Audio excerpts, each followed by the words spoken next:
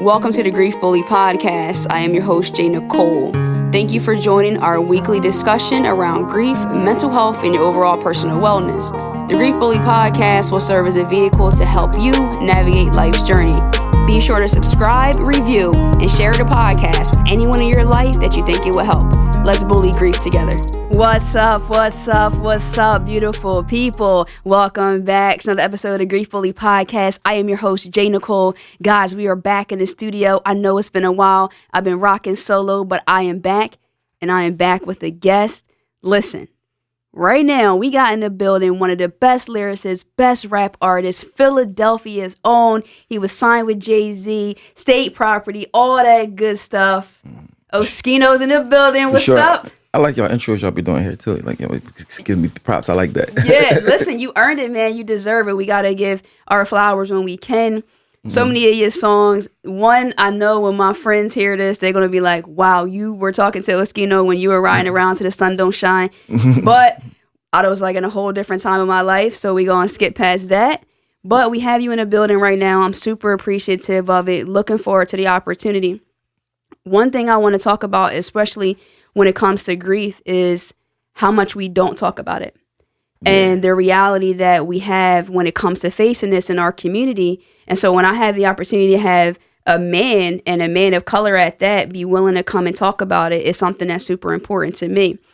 I've seen interviews and scrolling. I purposely, whenever I have a guest, I don't listen to them on previous interviews because I just want to have authentic conversation. And so I'm just scrolling though, YouTube, doing a little research. And I saw a lot of different titles, and it's like, Oschino talks about this, Oschino talking about this beef, talking about being signed to Jay-Z, music, this and that. But what I want to talk about, honestly, is I want to put the Oschino to the side and kind of get into the Omar aspect of it. Who is Omar? Is it Alwan? Alwan? Got you. So I kind of want to talk more about that aspect because I think there's a different human side to that. So who is he? Well, they kind of the same because like I really be like authentic. Like I don't really put on no fake stuff. Because when I started rapping, I was just rapping about my life. I mean, I was like, a lot of people don't rap about it. They just rap about stuff they saw. I was just rapping about my life. So like kind of the same person. It's just that, but it's my stage name, So they was calling me that in the streets. So, it's like basically like I didn't come up with a rap name. That was the name they used to call me already. So, it's basically the same person, Got you. Then that makes perfect sense. I actually, to be honest, I thought that your name was Oschino. Yeah, a lot of people do. Because it has the last name. It's like Oschino Vasquez. Like, why wouldn't that be somebody's real name? Yeah, no. And that was my son's real name. Like, I named him Vasquez. So that was his name, So, my nickname became his real name. Yeah. Wow. No, that's definitely dope. And so when we're talking about that, rapping about your real life and the things that you've been through, and we talked about it previously before we actually started rolling with the cameras, we go through so much in our lives, especially in our community, Black communities, dealing with so much that the trauma becomes a part of the norm.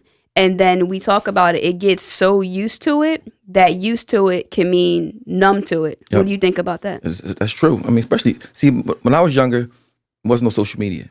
So you knew about people getting killed in your neighborhood, but you didn't know everybody that got killed. Now it's like, everybody that get killed is on a computer. You scroll, you just see, rest in peace, rest in peace. So it make it like really get numb to it. So it's like not a big deal. You might be worried about it for a day. Unless you're somebody, it might last for 5 days. So it's like, we definitely numb to it. But, as I can't speak for the females, but as far as males go, we know we don't really talk about it because, like, you're supposed to be used to it. Like, going through stuff, getting shot and locked up, and, like, that's like a normal thing, And you can't really be complaining about it, because they look at you like, you complaining? That's what we do. That's what we do. So, like, you just hold it in, When you're younger, you're more fake because you be worried about what people think too much, Especially as a man, like, everything you do is kind of like worry about what people think. So you can't really never be yourself 100%. Until you start getting older and don't care about that stuff, then you just really could be honest, But when you're young, you got so much to worry about, you really can't be honest because you worry about who's trying to get you, who's going to show weakness to. And it's just a lot, So, when you get a certain age, though, you don't care about that. You can just keep it real, That's deep. I think that point, too, is something that we have to definitely talk about is the life dealing with grief and loss pre-social media and then social media. Because for myself, I'm the grief bully and I deal with grief. I talk about grief and combat it. But a lot of times when I'm scrolling, I'm like, man, there's so much death going on and so many people dealing with loss. And it's important to highlight that grief by definition is deep sorrow. So when sometimes like yourself, you might feel like it, I have felt like it previous too. that I didn't really deal with grief. I haven't really had grief in my life until I was dealing with complicated losses of close family members. But all along, I've been dealing with grief from the beginning, and so have you. Any loss that we've had, whether that's a job, a career, or anything, divorce, so forth, that's grief. But I'm more specifically concerned about death, because that's the one thing that we're going to get into it. But you can have as much money in the world, as much status, you could have seen so many things, but there is nothing that can reverse that. And that's a pain that we're going to get into. Yeah. I mean, for me, like, I started seeing death real young. So, I mean, I never got used to it, but it never affected me as much as you know what I think? I think when you're young, you don't really realize the finalize, like how it's not, they never coming back. And your head, you know they did, but sometimes you just like, it's like not believable to you. Like maybe I'll see him again or something. I mean, you just really kind of lie to yourself. You get older, you know, like it's really, that's it. I mean, it really, like my dad died in front of me. I mean, when I was 12, I mean, we just met him, I mean, in the house. And I ain't even cry. You know what I mean? What happened to him? He had cancer, so like he knew he was going to die. I mean, but so they let me stay from school and just take care of him. I mean, so when he died, I ain't even cry. Like it wasn't like I didn't even like I'm talking about it at all. Had you seen death prior to your dad dying? Like yeah, I seen, but not nobody that I really like, that I love. Like I mean, but my dad, we was together for 9 months. I mean, cause like he just came and got me. So only 9 months you were together, and then he died? came and got me. He took me to Texas from Philly because I was going through a lot of stuff. I was 11, and he died when I was 12. He told me go get it downstairs, get him some grapes, or whatever. I mean, I went down there, come back, he was like choking or whatever. But I ain't cried until like I was like 28. And the only reason I cried when I was 20, I was on the mind you, I wasn't even thinking about him or nothing. I was on the elevator, and they used to make him take this medicine. It smelled like burnt wires, like, and I'm on the elevator with all these people. Mind you, I forgot what I was doing. I think I was taking something to my lawyer, and I smelled it. Like I smelled it so crazy that I was like, I couldn't, like, it was like. And I just started crying a little bit. Like, I'm like, what's up with me? Like, I mean, like, and it's like, I started thinking about it, but I smelled it so much that I know for a fact. But I never said nothing to nobody about it. I just like, that was weird. You know what I mean? It's like, because I ain't believe in none of that kind of stuff. Like, until recently, I ain't believe in none of it. Like, if I ain't see it, like, I mean, like, it's hard. I'm the type boy, you got to just show. If I don't see it, I don't believe it. But now, like, my whole outlook is different. I mean, and it just changed recently. You know what I mean? Because I'm like, man, in my head, like, I know I smelled it. Like, you know how you know, but you're like, I'm not saying it to nobody. They're like, you crazy, man. Yeah, exactly. I mean, so it's like one of them things I ain't cried nothing to, because when he died, the first thing I thought about, like, where I'm gonna live at, and I mean, what I'm gonna do now type thing. So I didn't really get a chance to like. That's deep. So 12 years old, not crying until 28. And I'm just gonna say, I'm gonna assume anyway, that's there. It's just not really like in the forefront. And so bringing it out, I think grief triggers is definitely real, and that's pretty much what you're talking about there. So what did happen? So your dad comes, gets you, brings so what you happened? with He him was to on, Texas. like him and my mom was on drugs, whatever. He ended up stabbing my mom when I was in the foster care. So, I mean, he went on the run. I never saw him no more. I really didn't see him before that either. Like, I mean, I used to see him when I was like 5 and 6, like real little. But then hadn't seen him in years. So he just pulled up on me one day. I was out there with my bike. You know what I mean? He like, I heard you was going through a lot. I know you was in foster places. I know all this, that, and the third. I live in Texas. I got a job now. You know, I'm off drugs. You want to live with me? I'm like, man, please take me from up here. He took me. He make me breakfast every morning. My school was down the street. I'm getting A's in school. I turned to a regular kid. And then he just died. And then he went right back. Back to the. Philly. Philly. I was living in Arlington, Texas too, like a nice place. Yeah. So they just sent you right back to Philly to. I don't even went back to Philly. I went straight back to jail. Like I went straight from there, straight back to jails and stuff. You know what I mean? So like it was like a 9-month window of showing how your life could be. And at the time, I was like, man, I wish I just never seen that, because I was getting used to the struggle. I'm used to it. Like you raised in it. Like it ain't really a struggle to you. It's just your life.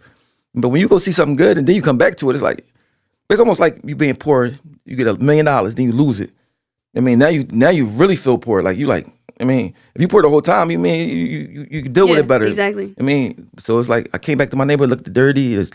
People stealing from you. You got to try to survive. It's like, you know what I mean? Yeah, that's a young age to be having to be in survival mode. And I think too, what you're talking about there, that's grief though. When you experience that at such a young age, I have a question. Do you think if someone would have been there to talk to you or even to walk you through that process of seeing your dad die and then just going back to Philly and having to deal with that, do you think that could have changed the trajectory of your life, or do you still feel like it was so much more that happened after that?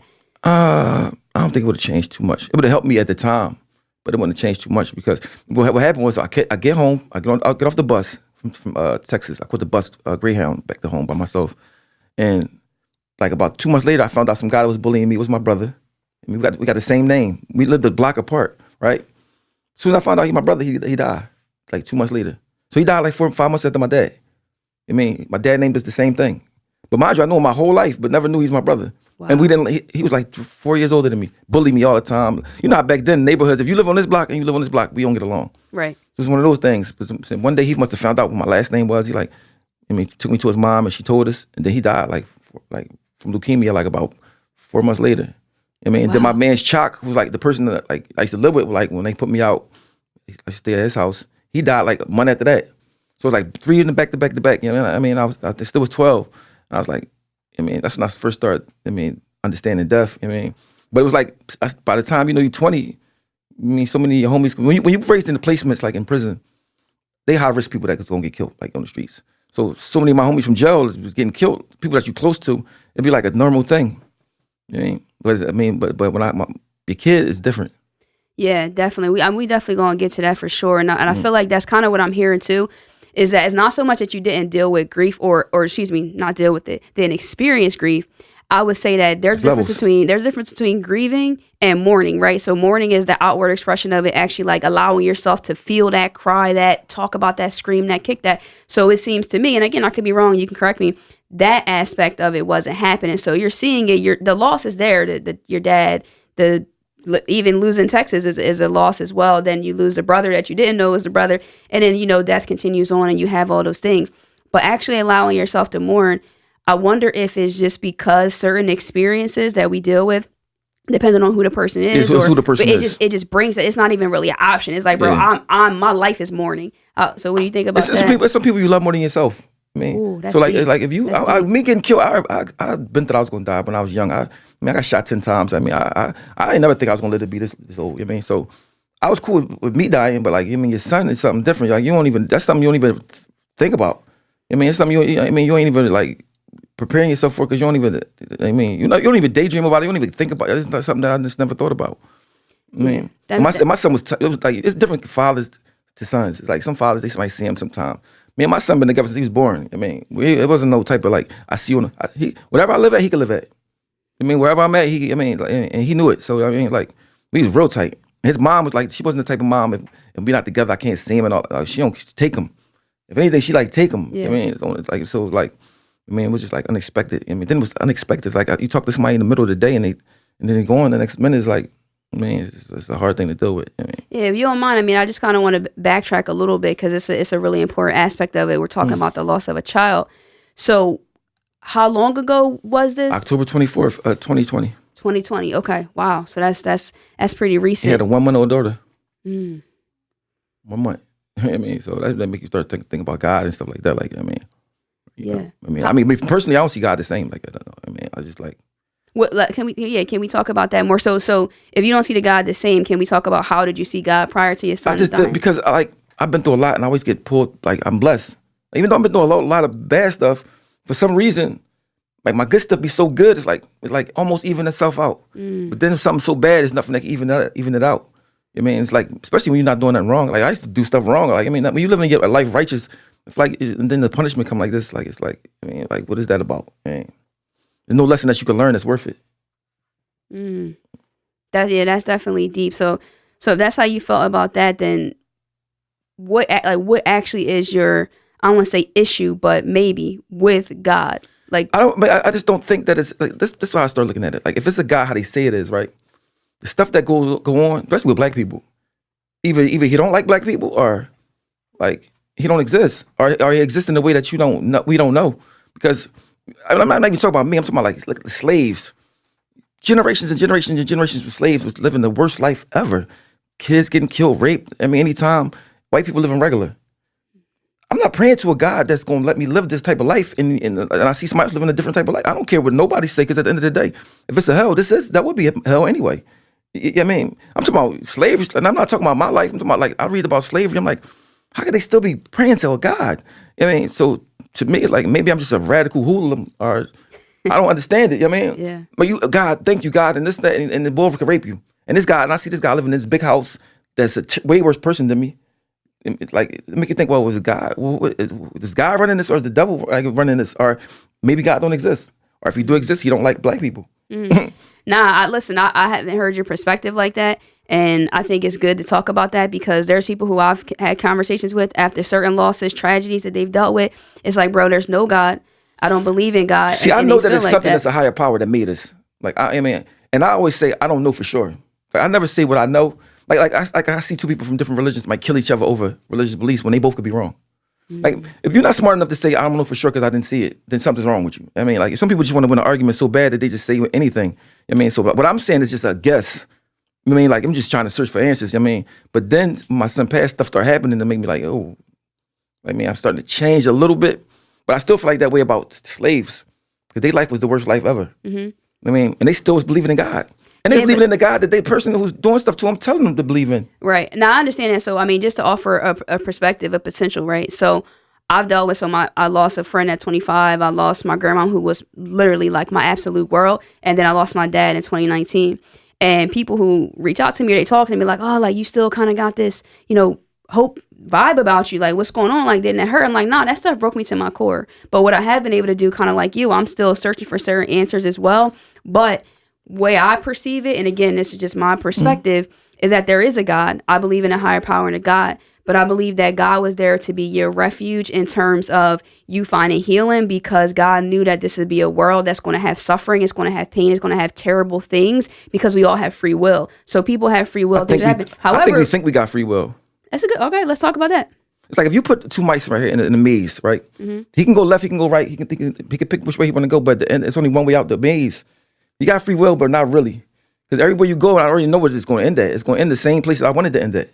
I mean, so like you might say, I'm going to get up and I'm going to go outside.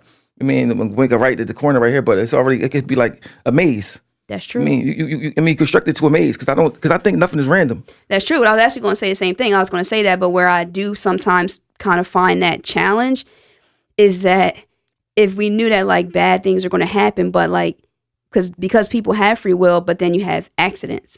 And then you have like children. I don't think they accidents. So that's what I mean. So what do you mean by that? I think it was meant to be.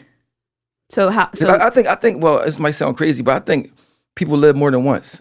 Because yeah. Like when I had my kid. Like for instance, my two young sons, same mom and dad, live in the same house, 100% different. If you had 10 kids, they all different from the day that they born. Like how can you have a personality when you never done nothing at all ever? I mean, my son, he was a baby. He was like 5 months old. He wanted his bottle. I mean, I'm like, wait, I'm driving. I'm in a 2-seater. Like, I ain't supposed to have him in the car seat. In the 2-seater. He's in a 2-seater, guys. He's in a 2-seater. And I wasn't getting it to him fast enough. He threw it against the window. And I'm like, how you got an attitude? You ain't even go through. You just was born. Like, you don't even know. And I started thinking like, and do you already hear old people say like, you've been here before? You've been here before, yeah. And a lot of times little sayings like that be having meaning in them. They do. I mean, so I started looking at like stuff I can do. I have no idea how I can do it. Since I was a kid, I could just draw anything I see. Never went to school. I never went to high school. None of that stuff. I mean, and I'm like, if you don't know how to do something, it's like you must have did it before some type of time. I mean, and I be feeling like we be carrying baggage from like other experiences with us. Like for instance, like people that do like I come from a neighborhood, everybody do drugs. I never wanted to do drugs, and not because of no special reason. Like I hated the way cigarettes smell. I hate the way people lick blunts, and I was like, and I'm like, where I get this attitude from? I mean, because it ain't from me. Like I mean, so I was like. I just think everything you get to do stuff over and over and over again. I mean, but I just don't. I think if you remember your past life, it'll be too much to handle with another life. Ooh, that's a lot. Yeah, that's a lot.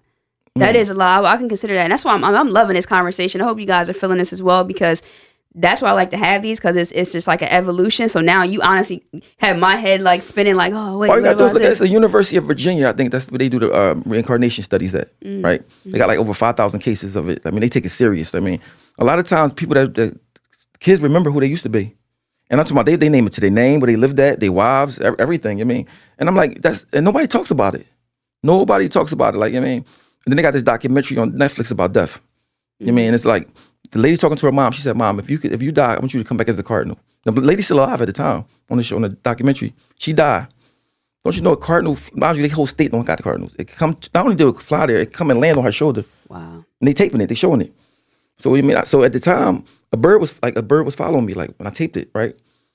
I ain't want to tell nobody. I'm like, they're going to think I'm crazy. I mean, but when I seen it, I was like, there's something to it. My son's birthday come, May 4th. All my lights in my house blinking on and off. On the documentary, the lady come home, her and her husband, the lights blinking on and off in their house. And I'm like, can't be a coincidence. When I see this bird follow me, if I'm on the 17th floor of a balcony telling my man about the bird follow me, the bird land right there on the balcony. I leave, go get on the boat ride, the bird land on the boat. And mind you, the boat ride is miles, it's a blue bird, a big, mind you, birds run from you. Yeah, they do. It's not leaving, it's staying there. I'm like, 3 times to follow me, like, it made me start thinking, like, maybe when you die, something happened. Nah, I rock with that. I do. And that's why I'm saying that it's got to be evolution. I like what you said, that we're constantly like learning, or you're searching for answers. So when I asked, since you said that point, has that the possibility that we're coming back as different people, we've been here before, etc., does that ease your pain at all? Like thinking you might see your son again? No, because if like, I mean, my son died with his girlfriend, right? That's the only thing that kind of, I mean, but the thing is, if he do come back, he gonna come back with somebody else. I mean, I won't, necessarily see him again. And plus, I don't know what happened next, but I know what happened now, and I needed him now. I mean, that's the person who could do everything for me. I mean, that's the person. That's my right hand man more than anybody in this whole world. I mean, so I carry his ID in my pocket. Like, I mean, wow. So like I help him get a license, and like, I mean, so it's like that was my God. Like, I mean, my friend, my everything. So it's a punishment for me. Like, it's like a punishment. Like, if my mom would have died, it wouldn't have even affected me like this. I mean, so like this is a different thing. I mean, so like for me, how is it affecting you? Like, what's the everyday like struggle that you deal with when it comes to anything motivation. In particular? Motivation. Like just motivate. Like my thing was like get money, be successful. Now it's like that don't even mean nothing to me. Like it's like because be successful for what? Yeah, I mean, it's just like motivation. But his daughter give me a lot of motivation. You know what I mean? But other than that, it's like, man, it's like, especially when you like by yourself. Like I don't got a family that I really must. I mean, so it's like you dealing with that stuff. You know what I mean? And by yourself, you try to come up with stuff in your head, and it's like it drive you crazy. Especially when it first happened. I was waking up, places I didn't know where I was at. Cause then I wake up sometimes and forget. Take a shower, and then it hit me like again, like I mean, it's like it was bad, man. No, that's real. And I mean, I think that's the thing too, that I hope this conversation shows like our community and our people that like no one is exempt for this. Like we going to deal with it, or no, not deal with it. We going to be faced with it and challenging, but we got to find ways to deal with it. Like what would be a coping thing or anything that you think could help other people, like the other people that you see dealing with like the grief and loss? You think it's nothing? All you got to do is like, it was times that's like, I was going to stop looking at him. I was going to take his pictures down. I was like, I just want to block him out like he never existed. But I'm like, that's disrespectful to him. So I just started putting him everywhere in my house. Man, just start seeing him because I couldn't see him. I mean, like it's like bad. I couldn't see him, especially when I seen a video of him dying on the computer online. Oh, dang! Because when I got there, like the fire was out, but I seen somebody put it online. I seen him on fire. Like I mean, so that like messed me up. You know what I mean, like I mean, it's like so. It's just like it's hard. It's like I mean, it's like it's I mean, then I did the whole funeral myself, so I had to go get his teeth from the dentist. X-rays, like I mean, it's like the stuff that I had to do. I mean, I was inside the grave, and I put him inside the grave. I was inside the whole talking to him down there. It's like the crazy part. I don't even remember how long I was in there. They said I was in there a long time. They had to get me out because I was inside the hole talking to him. I'm telling everybody, wait, I just couldn't put that dirt on him. Like I mean, it's like then when I had to leave him, and I remember it was Christmas time last year because he had died October, so Christmas came and it was real cold outside, and for some reason I just felt like he was cold, and I went to the you can't get in there past 6. I just climbed over the gate, and it just felt like I wanted to do something. Like it was just like crazy, and I'm like, am I going crazy? And I had to just check myself, like you know what I mean. I had to tell myself he's not there, like he's not there no more. Like I mean, that's his body, but that's because it's when you leave your kid inside the graveyard and you walk away, it's like you're leaving them. I mean, it's like it's the craziest feeling. You feel guilty. Yeah. You know what I mean, you feel it's like then my other son get 20 to 40 years, right? Like I mean, it's just like. It was crazy. In the like same year? Yeah, he was locked up for the stuff, and then he got 20 to 40 about a month ago. I mean, actually, it was his daughter's birthday the day my son passed away. I had his daughter's birthday cake in the back seat. He called me from jail like, Dad, did you take the cake to my daughter? When he called me, it's like a FaceTime thing, and he see the car, and he's like, that's how he found out. He called me. So my son passed away on my other son's daughter's birthday. Wow, that's a lot. You unpacked a lot right there. But I think that's the thing, right? So we can see in the headlines like, oh, Oschino's son died, this happened, that happened, and then guess what? After that article is press submitted or that Instagram post is up, that's on for us. That's life goes on.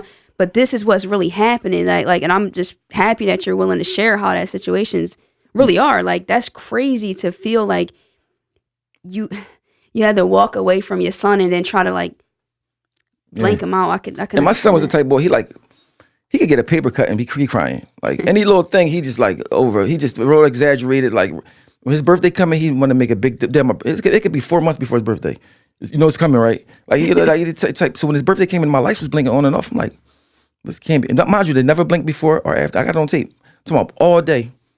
I mean, then I seen it on the Netflix joint that somebody, the other family. I'm like, yo.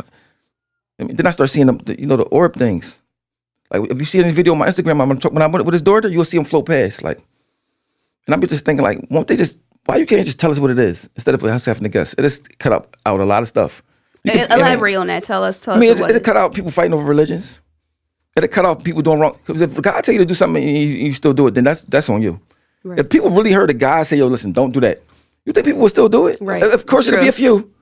But then that's on them. That is on them. That's true. The world would be different. I mean, then I remember I was a kid, they say, well, your life is already written, so God already know what's going on. I mean, so I said, well, what's the point of you living then? If you know what's going to happen at the end, I'm going to hell, just, well, but I'm supposed to skip this part and just take me to where, I mean. But my thing is this, I just think when they talk about God, the way they talk about him like in a human perspective. Like, I mean, like they say, like in Islam, they say, like, you was born, made to worship God. Mm-hmm. Like, if I'm a God, I don't need nobody I made to worship me. Well, you're not even know. I just think I think really sometimes I think that God made a different creature that made us. I think that God made somebody like a different creature that made us. We like computers for real. We like computers that's like made out of different material than metal. Like what computers like? I mean, like brain. Like I said, look at love. Love is just a chemical mixture in your brain to make you think you love somebody. Mm-hmm. That's why I say free will. I don't think we got it because we don't even know ourselves enough. I mean, we don't even know. We got That's stuff. Deep. We got stuff in our body. We don't even know what it's for. That's deep. I mean, I can't like.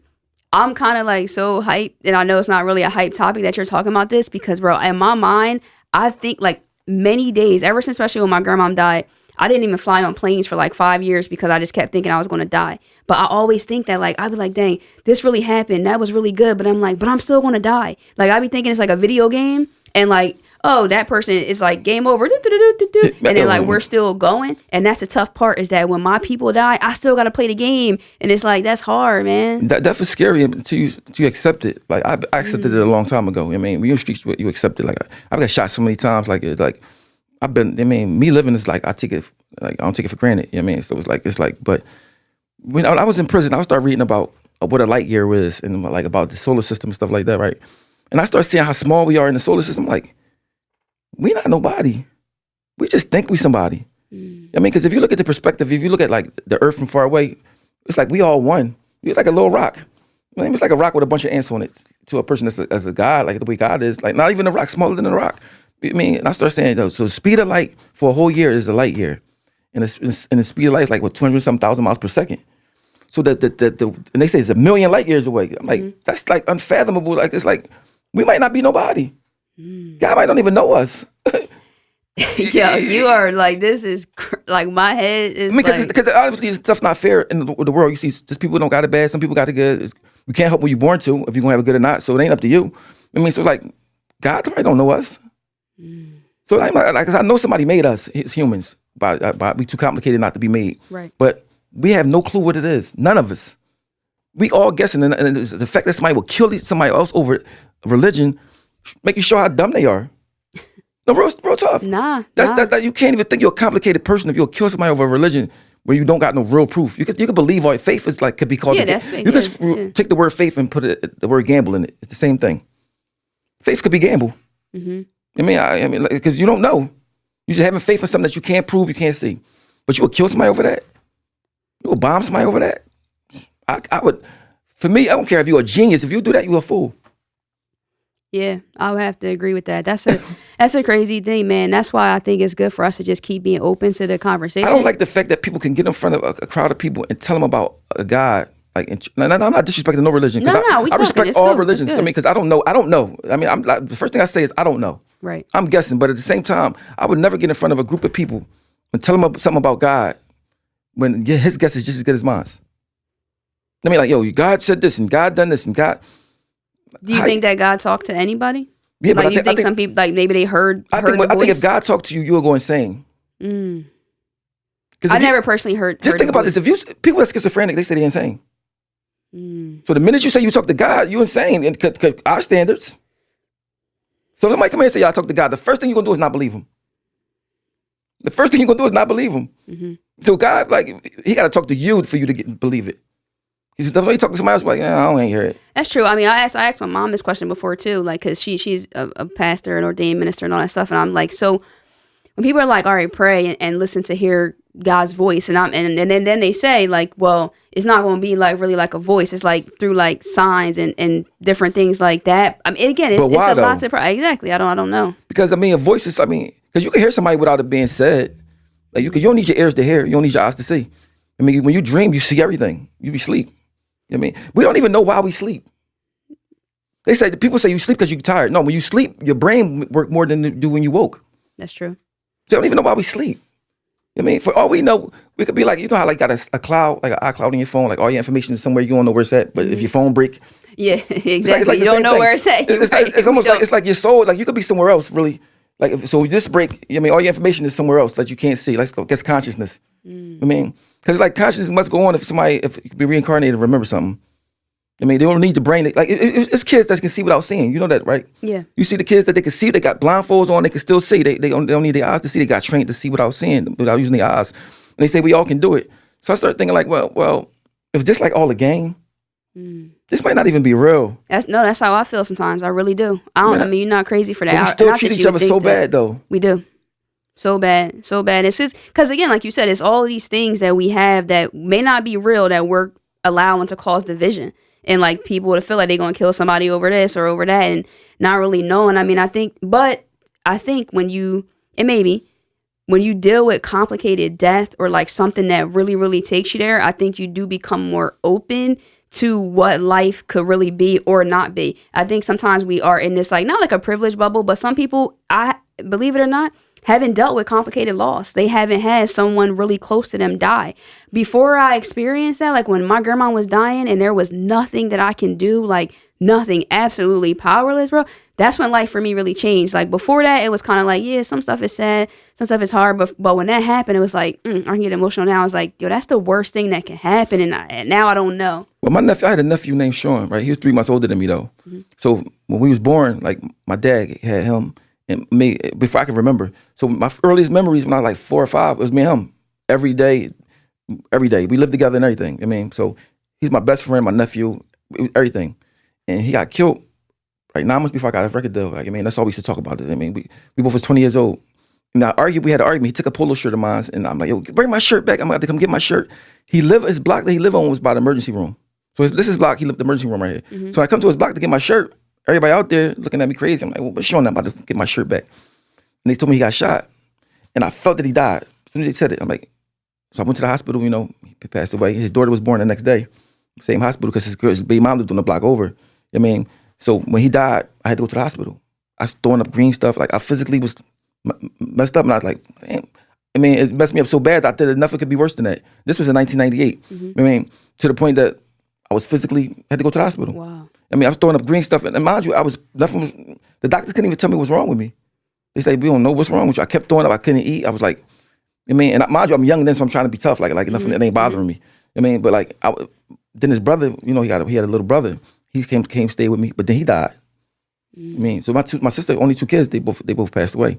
I mean, and when I dealt with him, it was like different. It was like, I got his hair cut. I'm in there with him while he did. Like I'm getting dressed and it didn't affect me as much. It's like, I guess I started getting used to loss. Like, I mean, and I started like knowing like damn, I felt guilty about them dying because they wasn't living the life. I was living a crazy life. Like, and I'm like, wow, I get shot so many times and I still get to live. Like, I mean, and you start feeling guilty. You start feeling all type of different, but you don't talk about it. Right. You're like, damn, I mean, like my time coming. You know your time coming. Like you living way worse than these people and you still just keep on. I mean, and I got shot 9 times at once, close range. I mean, I just know I'm dead, like for sure. You keep on living. He's like, well, is this something I'm supposed to be doing? When you was there and when you got shot the 9 times and you maybe was close, were you able to like accept that this was going to happen? Like, even though I'm gonna tell you exactly how I felt, because I remember as clear as day. It was a feeling like I wasn't panicking or scared, because I knew I was about to die. It wasn't a thing where I thought I was gonna make it. But I was like salty. I was like salty, like damn, I wanted to do some stuff. Like, I wanted to do something before I die. Like, that was my whole feeling. I remember like, damn, I should. And I was like, I never even thought about if I make it. I was like, damn, I would have did stuff different. And I woke up like 5 days later. I mean, and I didn't waste my life, even though I got in more trouble after that. But like, I focused on becoming something. You know what I mean? Because, everybody know my life. I tell them all the time, I was raised retardedly, crazy. Like, like even for hood standards. But I still was like, man, I could become something. Because I did get a second chance. And that's why I hate complaining about me feeling grief, because I got a second chance. Because I could have not even, if I'd have died, my son wouldn't even been born anyway. You know what I mean? So like, do I get a right to feel like I feel, but I still feel like it because it happened? Yeah. Nah, I personally, again, I wouldn't say to feel guilty for feeling that pain, because I'm not a parent and I can't explain what that could be like. But I just think that dealing with that kind of loss, like, I think everyone deserves to have the right to feel that pain, because if we do talk about God and that whole part of it, in certain scriptures and things that you read, mourning is blessed are those who mourn. So that's going to be a part of it. But I can understand how. If you see how I be in the house, the way I be in the house, I be on YouTube, right? Because before, YouTube wasn't existed. But now that YouTube exists, I look at all stuff trying to figure out different, like UFOs and like all different type of stuff that people never talk about. Because if it's UFOs come here, which you see the proof, it's like so much proof that the government even said it now. Who are they? I mean, who are they? They don't talk to it. They got more technology and they can make us. They can make us. But somebody had to make them. Then I started thinking about, okay, what is time? Like if you've got an empty room and you put a glass in there, that glass is never gonna go nowhere. But somebody had to put that glass in there. Who started everything from the beginning? Or was it always just there? You know what I mean? It's like you start thinking like, yo, it gotta be a beginning. Or your dad had you, your dad had him, your dad had him. Who had his dad? Who made the first person, the first stuff? That's real. It's like you can't wrap your head around who made the first stuff to make anything? Why is it anything? Who made it? Why would it be people? Why would somebody make molecules? It's just so much like, what is it for? We have no idea, we no clue, we're not even close to finding out. But we kill each other about the dumbest stuff. Yeah, exactly. But that's why, like, for me, again, we all gonna have our different perspectives on God and all those things. But to be honest, I sleep better at night, just for whatever reason, believing that there's something way greater and higher than me. I choose to call it God, but I don't know exactly like what that is, because a lot of the stuff, like, if you just think about like just birth in itself in general, like how, okay, we all were the size of a little poppy seed, and now I'm talking to you and you got a chain on and hair. What is hair? Like, I got something better than that for you. We all got 6 pounds of germs on us. 6 pounds. Each person. Whoa. Your navel alone got millions and millions of organisms that's alive in your navel right now. So God could be small. He could be somebody you just don't even see him. You never know what he is. Like you cannot even see him. I mean, we can't even see stuff. So we limited by our sight. Like whoever made us, we're not gonna give him this many colored things. There's colors we can't see. I mean, so whoever made us just enough to hear. I mean, we can't see stuff. We can't. I mean, like even like microwaves, they found out by mistake. Like we're not equipped to know. Whoever made us limited us. I mean, we can't fly. I mean, so it's like we're not gonna be able to find out the answers right now. I mean, but at the same time, you can still search. That's true. But how can you kill somebody with stuff that we know we don't know? Right. I mean, that's to me, when I see like the Palestine, they fighting over in Gaza Strip and all that, I'm like, they all crazy. They all are crazy. They can't, because they like, well, I believe in this. I'm a Jewish, I'm a Muslim. We got to kill each other. Y'all both could be wrong. Right. And I don't know how people kill people in the name of religion anyway. To me, that seems like an oxymoron. That's a human being. Like, yeah, like I wish I could just talk to them like, yo, listen, I know you believe in your religion real heavy. I mean, y'all might be halfway right, both of y'all. But y'all might will both be wrong. And if you can't say to yourself that I could be wrong because I didn't see none of this stuff I'm killing about, you're crazy. Like, I'm not killing you because I'm a Muslim or I'm Christian and you do something else and I might be wrong. You know what I mean? So it's like humans is a letdown. Ooh. Humans is a letdown. And I'm talking about myself included. Yeah, nah, I feel you. We just a letdown. We do stuff that's like, we could do so much more. Like, I mean, that's probably why we only use a little bit of our brain. That's true. And I don't believe that we really live like it's no tomorrow. Like there's no way, because if we felt like I woke up this morning, I'm not thinking tomorrow might not come, bro. I gotta seize this thing. It's not like that at all. People don't live like that. Nah, like, we see, don't. I live like that because I almost didn't make it home a lot of times. That's a different story, You know what I mean? yeah. But you look at this, for instance, it's a guy, right? It's people that got hit in their head and they become geniuses. You ever see that? Yeah. This guy got hit with a baseball in his head, was regular guy, then he wake up, he's a genius. That alone lets you know you're not using your brain. You're not using your brain. I mean, he had to get hit in his head but that happened to a lot of people to get hit in their head and they become, one guy got hit in his head, he started to see numbers. He could do like pi to like 1,000 times without thinking about it. Some people got hit in their head, they could tell you what date is, any day is. Like, or you could say 1776, February 1st, it's a Tuesday. They know. That alone lets you know we don't unlock what we can do.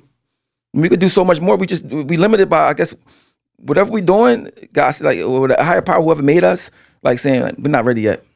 I mean, they don't even know what their ability to do, but they not ready. They killing over this stuff. We can't let them be too smart. We already can make bombs and stuff. Like, they get any smarter. I mean, it's like we limited ourselves. Like, I mean, but a person like me from the hood, nobody, a white person that think they better than me, they won't ask me no questions about this type stuff. They just see me and just say, well, he got a record. Well, we know he about to do something wrong. You know what I mean? Not knowing every person is different. Yeah. When I see a white person, I don't think like that because that could be my best friend. That's true. He might be more loyal than, I mean, so like you eliminated yourself. Just that alone lets you know how retarded humans is. We retarded. And I always say, I'm talking about me too. Yeah. Because we all got something, like we see somebody like we judge them. It's because you can't help that. Exactly. But you got to train yourself to say, Dad, I can't judge this person. I don't know this person at all. This person might be better friend to me than anybody I've ever met in my life. That's true. You know what I mean? But like, but we don't do it. We don't. It's a fact. I mean, I think too, though, like, even from this conversation, people might watch it and be like, you know what? I have all these thoughts, and I don't say it, but now that I saw Oschino talking about it and sharing these things, like, and it's crazy and corny, maybe as that could sound, that's the reality though. We gotta be able to have these conversations. It can't always be entertainment. Like, we gotta get to the soul of the person. Because we get caught up on the wrong things, like the word nigger, right? They say, well, don't say this word, don't say that. They're giving this word power when this word don't got, like words don't even meant to explain how you feel about something, or this a pot. Right? Now, if I'm saying nigga and it's in a good way, that's a good word at that point. At that point, if I'm telling you in an endearment way, you're making it a bad word. So you making somebody could take a word and make it bad. If I'm telling you in it in a good way. You know what I mean? So it's like, and we'll get caught up on that, talking about this instead of worry about the stuff that's important. Don't say nigga. I hear them talk about that. Who cares about who says nigga? Like, if a white person say nigga, you want to do something to him, go ahead. Because you understand you're saying it with malice intent. I mean, but if a black boy say it, he's saying it like that's you saying like I love you, dog. You know what I mean? So they like worry about the word instead of what the meaning is. You mean when words is only to express the meaning that you're trying to say. You know what I'm saying? So I'm like, people that be saying this stuff, people that think smarter than me. I'm like, why are they so dumb though? I mean, like you could be dumb at the same time as you're smart, because common sense is just not really common.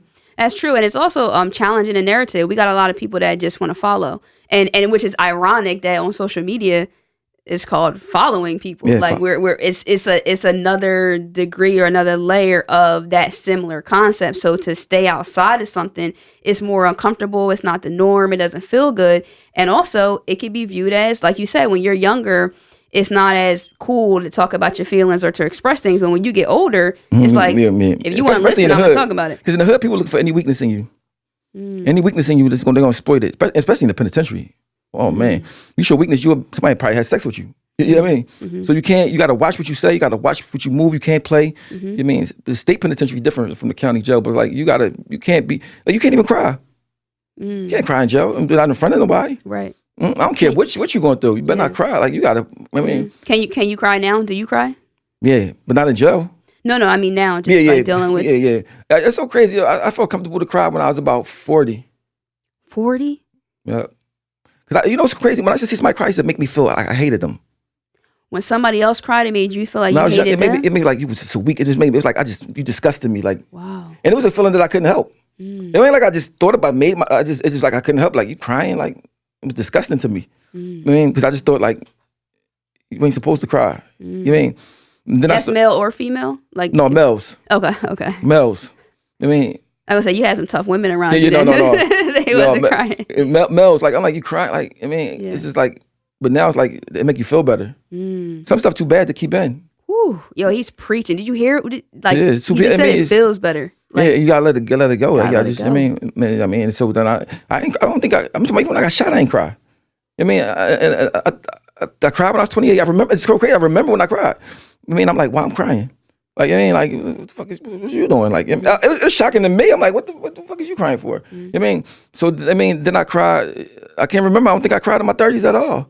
If I did, I mean, I think I cried one time. I can't lie. My man Hassan May, who got life when he was like 14, 15. He was my celly.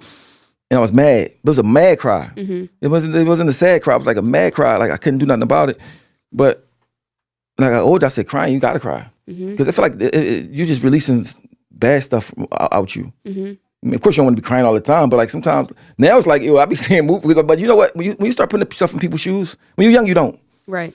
You start feeling their story, even if it ain't your story, it make you ready to cry. Like, I mean, I be watching TV, and it could be a white little girl, a black, but it don't matter. Like, hey man, you want to do something to help them, but that's your humanity in you. You know what I mean, like, it don't matter what you've been through if you got humanity. But some people just bad people. I'm talking about they just bad. Everything about them is bad. When they come around, you just feel that they bad. And how do you think they got? Like, do you think they born like that? I think they past life. And that's my guess. Like, of course, I mean, we just talking. Because you can have a bad person that's from a family full of good people. That's true. I mean, but it's like, I think they past life.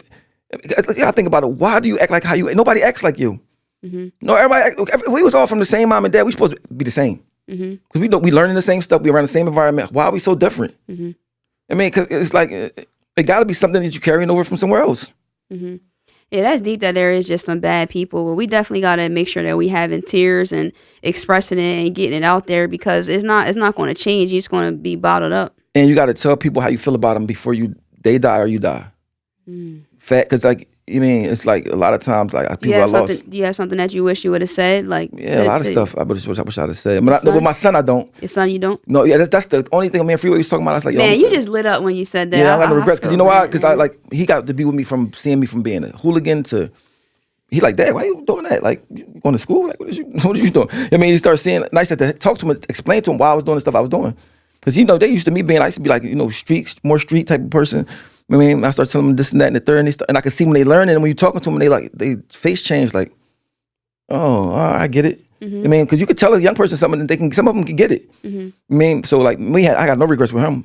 You said you and Freeway was talking about like for our sons and stuff, like, because he lost his. He came to my son's funeral, and his son died that day. The same day he came to my son's funeral. I didn't know it was the same day. Dang. 4 days apart, and we 4 days apart. I'm 4 days older than Freeway. Our sons died 4 days apart. When my other son got 20 to 40, his daughter died. The same time. Like the same time. So we was going through the same thing. And I'm like, Freeway like that, you know, we 4 days apart and our kids died 4 days apart. I mean, we was the same exact age when our kids died. By the day. You know what I mean? So I'm looking at it like, and, you know, and I swear numbers got something to do with stuff. Numbers never lie. I mean, so it's like, I be trying to figure it out, but I know I don't got enough schooling enough to find out everything that I know that I could just prove. I think everything can be proven, but you got to be smart enough to prove it. You know what I mean? Like, you got to build the right technology to see that you see that it's ghosts. I mean, you see that stuff that you can't explain. Science can't explain it, the science that we know. You know what I mean? Like, it's just like, so I'm like, I wish I would was more open about this when I was younger, to have more time. You know, time running out. Every day you wake up, your time's running out. You know what I mean? And you get a certain age, like, yeah, you got this much, to be realistic with yourself, you got this much time left. And you know what I mean? You're going to probably spend it wisely. You might not want to spend it thinking about that. But if I was younger, that would have been my whole goal, to find out what happened when you die. I mean, because even if you can't find out everything, you can find out some stuff. Yeah, some stuff will help a lot of people out. That's true. It will help me out, because I'm telling you that like I don't even know if I'd be more sad for like how I feel or like how my people are going to feel, like because like thinking about the pain that I've experienced burying people that I love a lot. So sometimes I get real caught up thinking like, man, I don't ever want my mom to have to like feel that. Like I don't want that. But I mean, I wish I prayed when I used to pray. I wish I prayed that I die before my son. That's something I regret. Like, I wish I'd have just prayed, like, let me die before my son, because you don't want to see that. But you automatically think you're going to die before your kids, but that's not the case all the time. And I don't care if your kid 30 or 40. If your kid die, it's going to be a real parent. Now, if you ain't a real parent, it's like when I see the kid, not saying they dad's wrong or not, when I see the dad's marching with the kids, the cops done killed their kid. I don't understand that. Because if a cop kill my kid, I'm whoever that cop is, I'm killing him. You're not killing my son, and then that's it.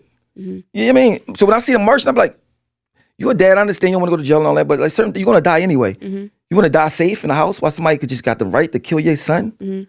I don't understand that thinking. You know what I mean? So like for me, I'm like, well, maybe he don't love him as much as I love my son. Right. Do you feel like that was kind of harder because there wasn't anybody particular? Again, I don't know the full story as far as how your son died, but because someone didn't kill him and it was an accident, like there wasn't like I can go kill this person back. That make it harder. Does that make it harder?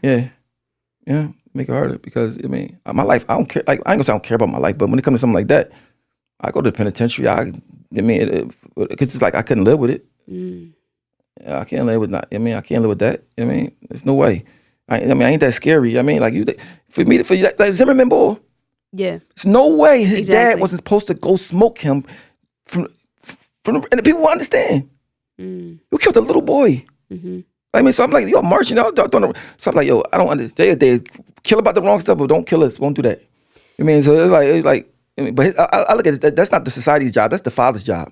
It's your job to protect your kid. If a man could come kill your son and he'll feel like he can just make jokes about it, and you ain't doing nothing about that. It is a tough one. So you could live your comfortable life and you let your son just go on and you just comfortable. You should feel guilty, so guilty that you can't even look at yourself in the mirror. And I'm talking about, for me, that's how I would feel. So, it's like, and it's all wrong. Somebody wrong could make you become wrong. That's true. So it's gonna take it's gonna take from you, but that's why I said you don't got control over your life because somebody can come out right here and smack you. You're gonna do something. Yeah. Somebody come out here and shoot you. You're gonna have to do something. So every day that something don't happen, you gotta feel like this is a blessing. Yeah, that's true. Because a person that's living an evil life, you could be living your best life, could come mess your whole life up, and you have no control over that. So people swear they got plans. I'm gonna go to this school. I'm gonna do this. I'm gonna do that. A person that's pumping gas that don't have a dime right now could mess your whole life up at a gas station, at a mall, at anywhere.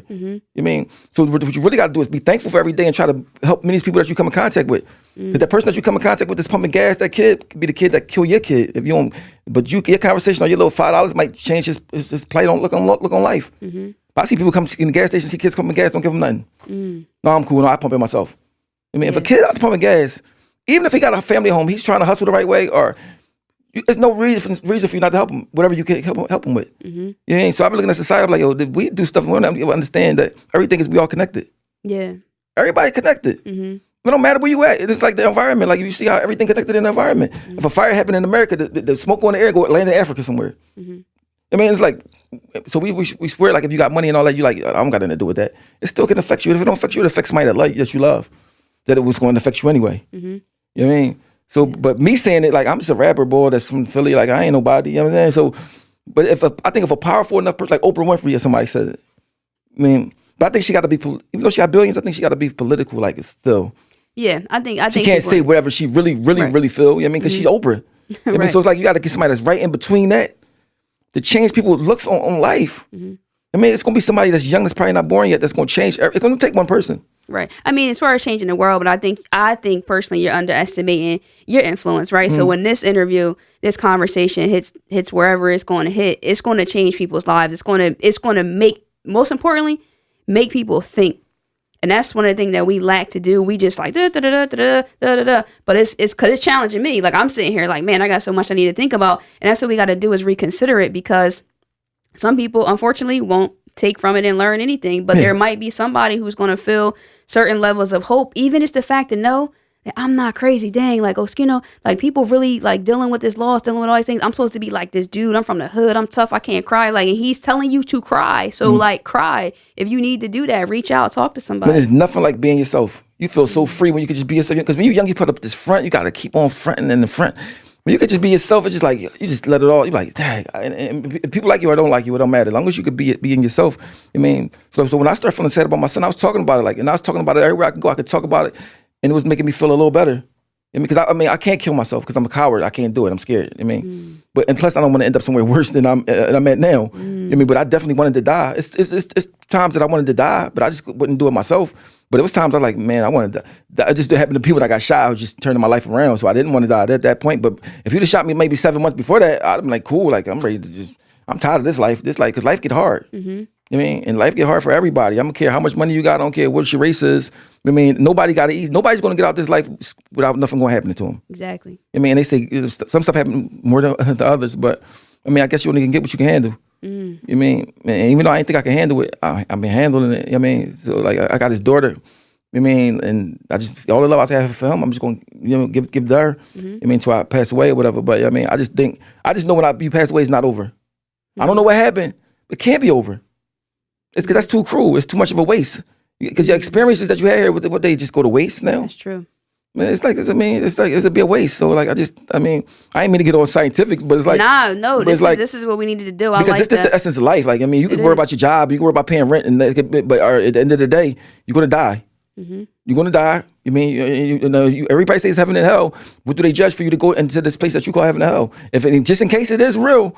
Don't you want to just be a good person, living your best life? Like, exactly. Just in case. Exactly. Even if you're just in case, I don't want to be having a bad hair and then die and have it bad again. Like, you know what I mean? So like, maybe black people got a bad hair because when the next level of life maybe they automatically just go somewhere. You know what I mean? But then I hate the fact that the good white people, that people like John Brown that died for black people back in the slavery times, they clump all white people that's bad and they make them, because all white people not bad. I agree with that 100%. I can't even say, I don't know what percentage of it because nobody could know, but like, just because a white person might say a bad word about a black person, that don't mean they racist. That don't mean they bad. Exactly. They're just keeping it real. They just say how they feel at that moment.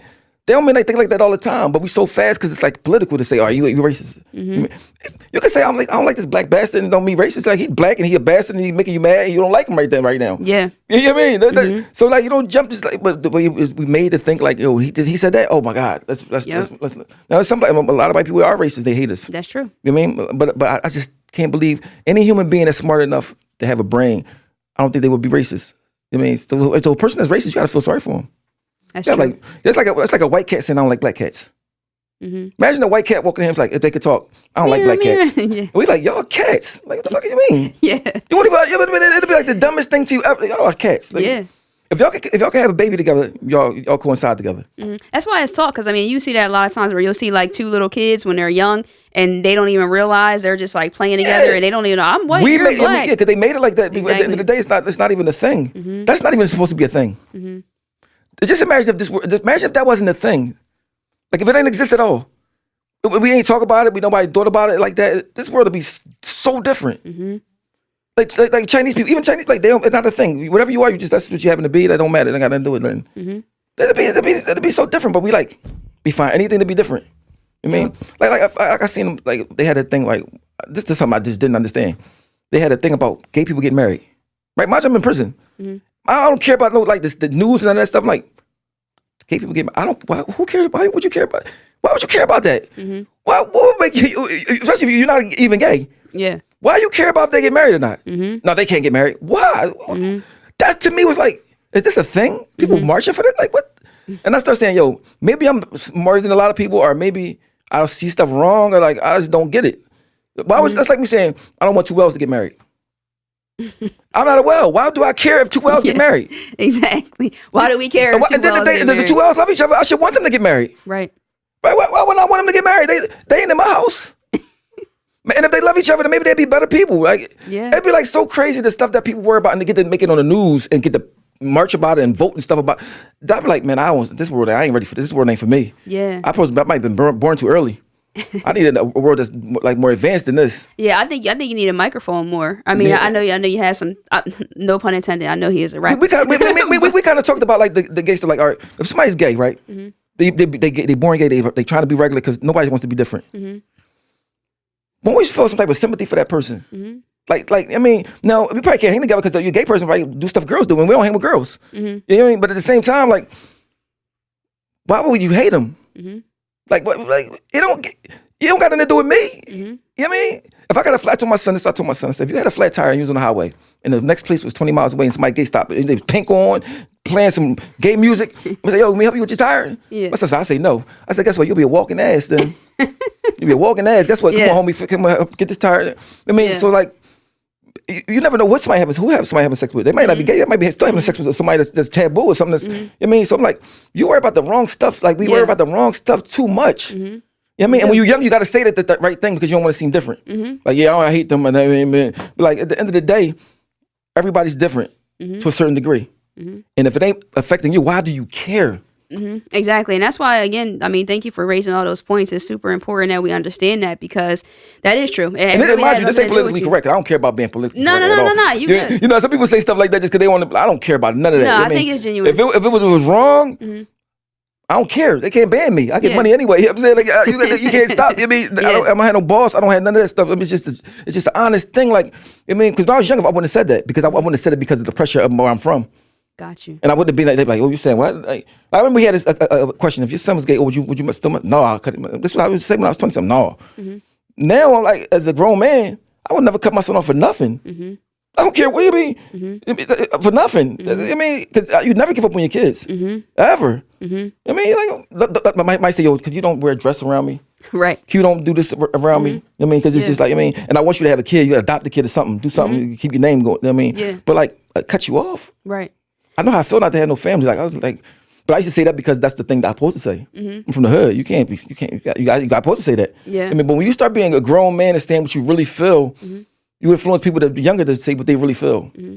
I think that's facts. I mean, I think a couple of things there. So I think that's the one thing is that what you said back there is that people never consider to put themselves in someone else's shoes. If you do that, just for a second though, if you do it for a second, it will make a big difference. It's a true fact. So I'll tell you, so my personal experience, like I'm married to a woman. Like this is the thing, right?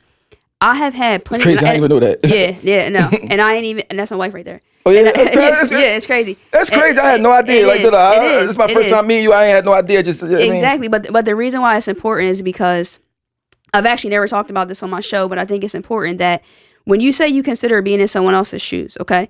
So I was raised, my mom is into religion. My wife's dad is a pastor as well. And, we talk about our experiences. I have been delivered. I have tried so many times, Oschino, to not be gay. This is not what I wanted for my life. Like I'm telling you, like this, to have to be ostracized like that, to have to always have the conversations, to have to always deal with that. And I'm telling you, like my boyfriend that I had, he was good looking. I had a good looking boyfriend. People couldn't understand it. They're like, hold on, like, why would you exactly? So like, why would I want to voluntarily do this? This is something that no matter if you think is right or if you think is wrong, understand what that person has to deal with. I've been well liked. I've been well received. I haven't had so much hatred. But even in my own heart, it'd be hard for a man, I've still felt, and I don't get to that too. I also do feel that men do deal with it a lot more difficult in certain ways, but I think that it's also ignorance because we also always go to sex. And that's another part of it where it's like, it's always sexualized. It's always sexualized and less humanized in a sense of, like you said, if two whales love each other, they love each other. It is what it is, but some people think about it in different ways. You bring religion into it. That's an aspect. There's so many things. You talk about passing a generation and not understanding that there's many ways now that if you want to continue to have biological children, that for the right amount of money, I'm not going to tell you it's expensive, you can actually continue your generation and your legacy. But I never had this conversation and you brought it out of me. The reason why is because I don't care enough to have someone understand fully, because I'm not going to debate you on my experience that I know firsthand that there are people who haven't been as fortunate as me that have lost their lives, died by suicide because they couldn't do it. The families abandoned them, turned their back on them, had so many experiences. So for those people, I'm going to speak up. They're just people. It's not going to ruin anything. You didn't even know that about me. So it's just like the simple fact is that why, like he's saying, does this even matter so much? I don't understand that. It's like, oh, we're going to stop humanity. How come there's so many people who are gay that are having children that are biologically theirs and continuing their legacy? That's not it. Because we're looking at it from a lot of people, a religious standpoint, again, to something that we don't actually really know exactly what's what. So now I hated my child their whole entire life, and now they died, and I didn't get a chance to do that because they were gay. But just imagine this though: if you had a way to prove, like, if it was the last, you had a life before, and you was a man before, right? And they'd be like, "Oh, that's why you like that." I have thought about that. Somebody actually had a conversation with me because I'm like a little bit. I'm not like masculine, but somebody has said that. Like one of the kids that the reincarnation that I was talking about, he said, "Mom, I died in a fire in Chicago. I was a black. I was a lady." I mean, the little boy said it. She's like, "Well, she's not paying no much." She looked up the name and everything, and it was a black lady before. Now he's a white boy. I mean, so life's so complicated. You never know, because when we first born, we got the same thing. You know what I mean? Do you see the kids that's in, I think Chile, when they turn 13, they grow penises. They be girls at first. They don't even know. No, I never saw it. It's a name of it. I forgot. I mean, I study crazy stuff. Look it up when you finish. Look it up. They got the name of them is that they turn boys at 13, but it's in Spanish. So 13 girls, they raise girls, and a lot of them like, I'm not a girl. Why are you making me? But they have girl parts. But at 13, they grow and they become boys. And it's the craziest thing. It's like that make you think. Well, what like is he get? Like, what would you say about him? How could you judge him? Imagine what he go through with himself inside himself. I I mean, so if you look in the mirror, you love yourself or anything, you should want that feeling for everybody.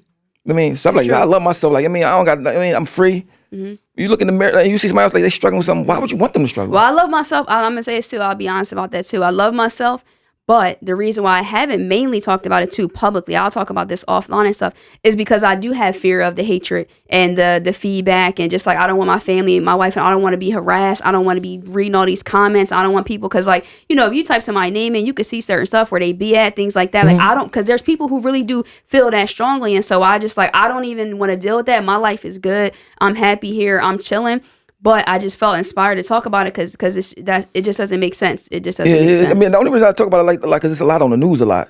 It's like they talk about it a lot. Like I mean, like a lot of people do. Yeah, because if it wasn't on TV so much, like I wouldn't even think about it. I mean, at all. Because in the penitentiary, it's a whole different type of life. Like when people that's gay, like in the jail, it's like that's like it's accepted to a point. It's like you ain't gonna say nothing about it. First of all, the boy that's gay will kill you. Like I mean, like right, that's true. So it's like you around it enough, close enough to see it, and like.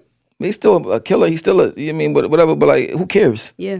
I mean, I think who cares? People that do that stuff don't have no life. Like somebody that want to kill Obama or even Donald Trump. You want to kill Donald Trump because he's like, all right, he's a jack. He do stuff, say some crazy stuff. But you got time in your life to make a plot to kill this man. Like your life is not right. Yeah, that's true. You need to reevaluate your life instead of worry about that. I mean, so it's like people like that is just like they're not there. I mean, they not like you're right. They don't deserve a response because it's some stuff you just don't get a response, especially if you got something negative. Yeah, because you can think negative and just keep it to yourself. But for you to share it with this person, like I might look through somebody's page and see something that they posted, and I'm like, oh, why they do that? But I'm not gonna say it on the thing. Just keep going. Like I mean, like when people say it on your thing, like you really said it though. Like I mean, you can feel how you feel, but you saying it, putting it into the. I mean, so like. I just don't like when I first came from jail. Somebody said something to me on my Instagram, right? And I thought it was real. Like my son, like that everybody says that type of stuff. I said, everybody talk like that on that. I couldn't believe it. Like that, people just say anything on there and just like don't care. Like I'm like humans now. It's like we like getting even going downhill. Like instead of going, you see how back in the '60s and '70s, they was like more together. Like blacks, like before they had businesses, they like the way they carry themselves and like it's like we going getting worse and worse and worse. We got no type of no values. You know what I mean? And it's crazy. The only reason I learned to have values because I wanted my kids to be better than me. That's deep. Because I know I was raised tore up and I think tore up. I'm trying to change how I think about stuff because I think how the streets think. You know what I mean? And I like a lot of times it's backwards. I'm talking about it's so wrong that it's the 360 degrees wrong. Like it's like so wrong. It's like damn, I was wrong. Like you know what I mean? So like I'm like, but I don't hang with a lot of people. I mean, because a lot of people I can't hang with no more because the way I think. And we can't be friends no more. I care about you, but you my homie, but I can't. We can't hang together because the stuff I think about, you still like. 2-3 humans ago. That's the power. I mean, I think what you said about your kids, and I think it also takes a certain bravery. So like honestly, like shout out to our parents. I just got to say that because again, with the whole religious thing and like having to deal with that and worry about like what that's going to be like how is this going to be like when we got married, like both of our parents walked us down and the aisles and were able to rise above and do that. And I started low key having like fear for them, feeling like dang, like they gonna be getting hate, like people gonna be giving them slack, like they gonna be hearing all this like, oh, you're supporting this and this and but I always raise this point too. If somebody has a baby and they're not married, most people are still going to the baby shower. They're not going to say, oh, I'm not going to the baby shower because they're not married and they're out of wedlock. They're like, oh, what you need? I'm going to get you to give. I'm going to do this and that. But then if it's like, okay, two gay people are going to get married, then it's like, but they really they don't want to go to your baby shower. They don't want their friends to see them going to the baby shower. They worry about what people want to think about them. That's true. So it ain't about them really not liking you per se. It's like they don't like. I don't know what people gonna say if I go to that gym. I said something to some guy in jail, right? That's true. And it made him cry, right? And it was so crazy. I'm like, mind you, he's a killer. He's an old killer. He's been in jail for about 45 years, right?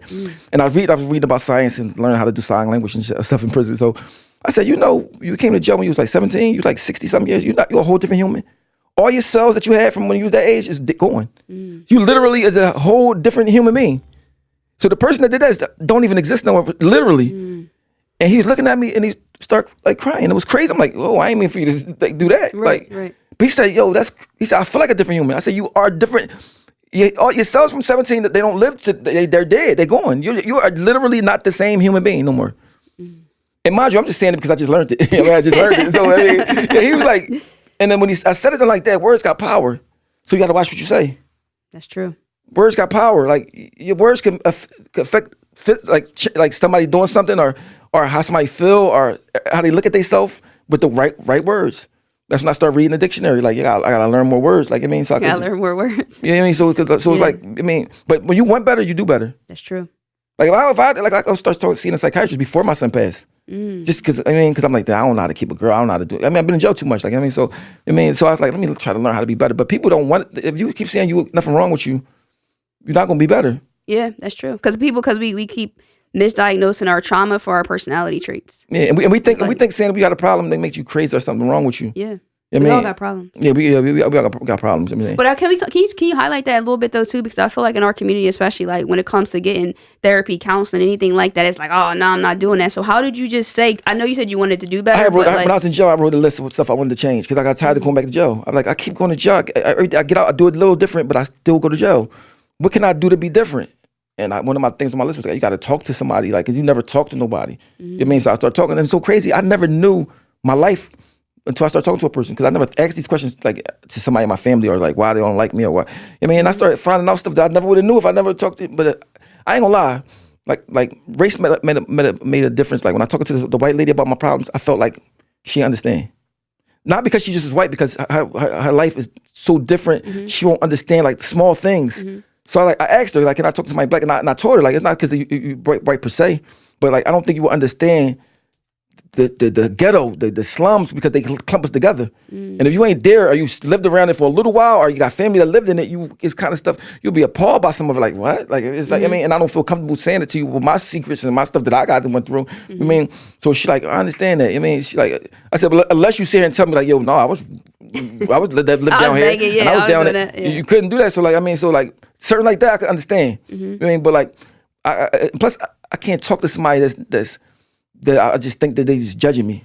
You might not be, but I feel like you're still a human. You can go home and talk to your husband, like, yeah, I talked to some guy, and that's how I feel. But I know if you look like me, you can't really say nothing about me because of this, because you're the same thing. You know what I mean? And I don't want to feel like holding nothing back because talking. So it's like I started talking to a black lady, then I started talking to some boy that was in prison before. He's a psychiatrist now in LA, and he started making me feel like better, and like I started letting a lot of stuff off my soul. You know what I mean? Because your soul, whatever the soul is, you can feel it. Yeah, no, that's facts. We definitely need that. That's important. That's why I had the Grief Bully podcast, because it's funny, when I was launching it, somebody was saying like for me not to put my face on the cover art because it could discourage certain people. I'm like, nah, but I want my people to be like, hold on, it's a girl. Plus she got your face is money. Your face is money. She talking about this. We can talk about it. We can relate to it and feel more. Not that it's not for other cultures as well, but like, primarily, like I was feeling like in a black community, we don't deal with grief. We don't talk about it. We do candles, we do balloons, spray paint, I'm gonna tell you, paint grief shirts. is for me. When I wake up in the morning, I can smile and I can laugh, I can talk to you, but I'm still hurt right here. Like every day, no matter what I'm doing, I feel like something's wrong. Like in the back of my head, I feel like something's wrong, like and something missing. And even when I forget about it, I feel something wrong. Like, and I just didn't feel like this before. My nose, I started having nosebleeds real bad. Wow. Went to the doctor 3 days ago. She's like, you stressed? Are you like? So it's physically mess with you physically, like I'm talking about, like, it's a real thing that you feel it. Like, even if you're happy, like you can't be all the way happy. That's true. Like I'm never gonna be all the way happy again. Like when I die, I'm cool with it. Like and I'm not saying I want to die today or no more, but it's because it's like you living, but you can't live your best life no more. You can't live your best life no more. Like, I don't care how much money you get, I don't care what you do, you can't live your best life no more, because like a piece of you is dead. You know what I mean? And I'm talking about, it gotta be somebody you really love. Like, if they die and they leave you, especially if they die tragically, like, and be on fire or anything like that. Like, it's like you never get it. Like, if my son had cancer and I can go to the hospital and get prepared for it, my son was perfect. Nothing's wrong with him. You know what I mean? Perfect. Like, besides just nagging me. You know what I mean? And then just not have him no more is like, and you got to know to let me live. That's a punishment. You living, and you out here smiling, and you get to go eat this, and you feel guilty. You feel guilty, and you feel like, damn, like, all I kept saying, the cop said, I kept saying, like, why couldn't I be in the car with you? I'm cool with dying with you. If you gotta die, let me die with you at least. You know what I mean? Don't die and leave me here. Like, that's how I felt, like you left me. And it was a little while I was mad at him.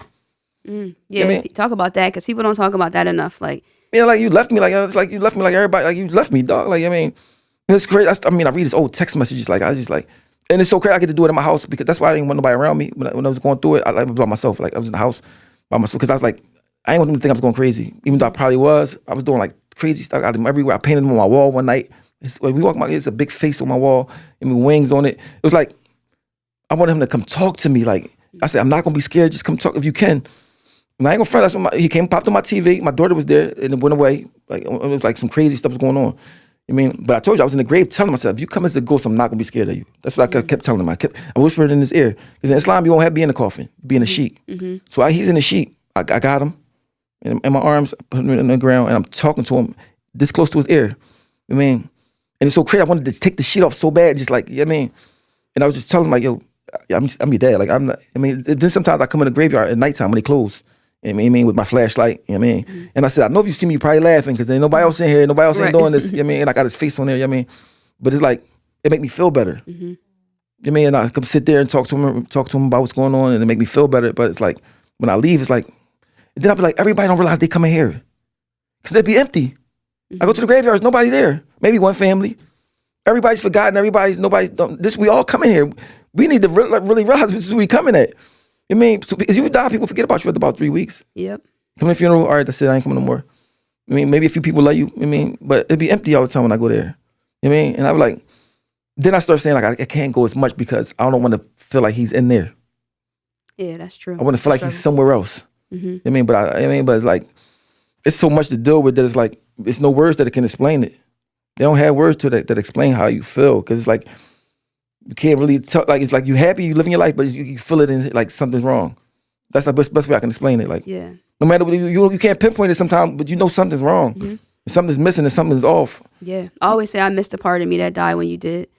Because I just feel like I can't agree with you more that when certain people die, certain levels of love, like, it's just a really hard thing to understand. And I hope that, people don't have to experience that, but unfortunately I know that they will. And so I'm hoping that from this episode, they definitely can learn something, grow from that. And before we get out of here, I got one last question for you. If you had to choose a color for your grief, what would it be and why? I think it'd be red. Because it's like, it's like, you'll notice it. It's like hard, it's bright, and it's like, you'll notice it. It's like black is my favorite color.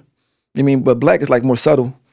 My grief is red. It's like, it's the highest it could be. You know what I mean? It's like a bright red, like a bright red. Like, I mean, it's crazy that you said that because they said when kids die, the color that they become when they soul leave is like a magenta or something like that color? Like, it's like a reddish color. You know what I mean? And it's so crazy like that you said that. I thought about grief and color. I mean, it's like red and it's like a splash of paint. Like a splash. Like a red splash. I mean, because it hurt. And physically. I mean, and it's like, but you still got to get money. You still got to pay your bills. You still got to take care of people. You still got to be you. I mean, and that's the hard thing. Because you want to just say, man, I was want to sit in the house and just wait till I die. You know what I mean? And just, I mean, but that's a waste. You know what I mean? You don't want to die and regret like that. I had all that time and I wasted it not doing nothing. You got to make yourself be proactive. And you got to make yourself. Then I said, I don't want, if my son if he's cool, I don't want to see him see me not cool. Oh, that's good. That's good. So like you like if you watch me, I want him to see me keep crying and keep being sad, even though he probably like understand because he like a spoiled brat. I mean, but it's like I don't want to make him sad. You know, especially if he's okay. Right. I mean, he might don't feel pain. He might don't feel none of this stuff that we feel down here. I mean, so I'm like, but you don't know. And the not knowing part is the part that kill you. Yep. The person here, then they's just going. Where are they? Not their body. Where are they? The person that talked to you, the person that asked you this, that, 1,000 questions. Where they at? How can they just be going like that? You know what I mean? And it's like, that's the part like that when you look at, I tell people, look at your son now and your daughters. Just imagine they could not be here tomorrow. So when they do something that make you mad, don't just beat them or nothing. Just talk to them and love them as much as you can. Because at the end of the day, it's their life to mess up. I mean, like I told my son, it's your life to mess up. I could beat you and try to make you do right. But at the end of the day, it's your life to mess up. I mean, you could make your life easier, make your life hard. And sometimes we get caught up in punishing them before thinking about why we punishing them and what the outcome to be. I mean, but when my son passed, I might start thinking about even, it made me like don't even want to love my kids sometimes. Like I don't want to, because they're going to die. It's like you don't even want to even, the more you love them, the more, I mean, it don't matter what they're going to die, whether you're going to be alive or not. And it's just to think about them dying is like, oh my God, it's like, they're gonna, even if they 50 or 70, it's your kid that's gonna die. And that make you feel like, oh, it was like, and I got a lot of kids, you know what I mean? So it's like, oh my God. I mean, I never thought about my kids dying. I ain't, just knowing that they're gonna die, even if it's when they're older. The fact that they are, it's like, damn, it's like a drag, because you don't know where, it's a drag, man. So I'm grieving bad, you know what I mean? But at the end of the day, I know I'm not the only one, and I can't just give up because I'm not the person that take easy routes. You know what I mean? So I'm the type of person that like, I want to make somebody take my pain and make them appreciate what they got, their problems more. You might got a problem with money. Imagine losing your child. Yeah. I trade problems with you. I'll be poor. I mean, so I just take my pain and just be glad that it's not yours and make you appreciate what you're not going through.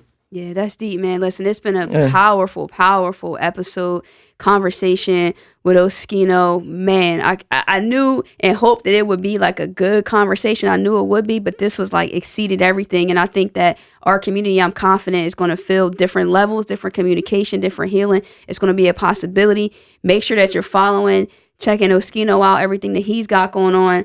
You've been a great guest here, and it's just been a dope conversation, and I look forward to continuing to build with you guys. You already know where I'm rocking out the most on Instagram. Make sure you follow me there at I_am_J.Nicole, guys. So next time, you already know. Love and light. Peace.